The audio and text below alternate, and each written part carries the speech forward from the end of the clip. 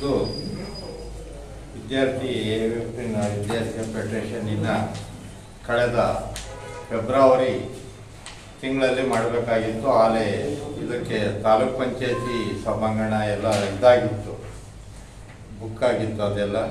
ಆದರೆ ಕಾರಣಾಂತರದಿಂದ ನಮ್ಮ ಪ್ರಧಾನ ಕಾರ್ಯದರ್ಶಿಗಳು ಸ್ವಲ್ಪ ಆರೋಗ್ಯದ ಸಮಸ್ಯೆಯಿಂದ ಮುಂದಕ್ಕೆ ಈಗ ಮಾರ್ಚಲ್ಲಿ ಮಾಡಬೇಕಾಗಿತ್ತು. ಅದೇ ಕಳೆದ ಒಂದು ತಿಂಗಳ ಹಿಂದೆಯೇ ಇದಾಗಬೇಕಾಗಿತ್ತು. ಅಲ್ಲ, ಇದಕ್ಕೆ ನಾವು ಪಾರ್ಟಿಯಿಂದ, ಕಮ್ಯುನಿಸ್ಟ್ ಪಾರ್ಟಿಯಿಂದ ನಾವು ವಿದ್ಯಾರ್ಥಿ ಫೆಡರೇಷನಿಗೆ ಇಲ್ಲಿವರೆಗೆ ಭಾಳ ಸಹಾಯ ಮಾಡಿದ್ದೀವಿ.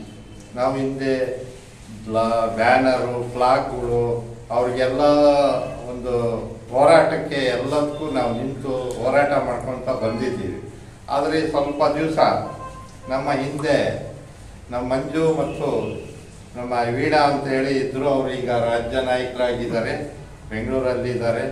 ನಮ್ಮ ಮಧು ಮತ್ತು ಇನ್ನೊಬ್ಬರು ತಿಪ್ಪೇಶಿ ಅಂತ ಹೇಳಿದರು, ಅವರೆಲ್ಲರೂ ಸ್ವಲ್ಪ ಹತ್ತಲಾಗ ಸ್ವಲ್ಪ ಚದರ ಆ ಕಡೆ ಆಗಿರೋದ್ರಿಂದ ಸ್ವಲ್ಪ ವಿಳಂಬ ಆಗಿತ್ತು. ಇದು ಈಗ ಮತ್ತೆ ಚಾಲನೆ ಕೊಟ್ಟು ಈ ತಾಲೂಕು ಸಮ್ಮೇಳನಕ್ಕೆ ನಾನು ಶುಭ ಕೋರಿ ನನ್ನ ಮಾತನ್ನು ಮುಗಿಸ್ತೀನಿ.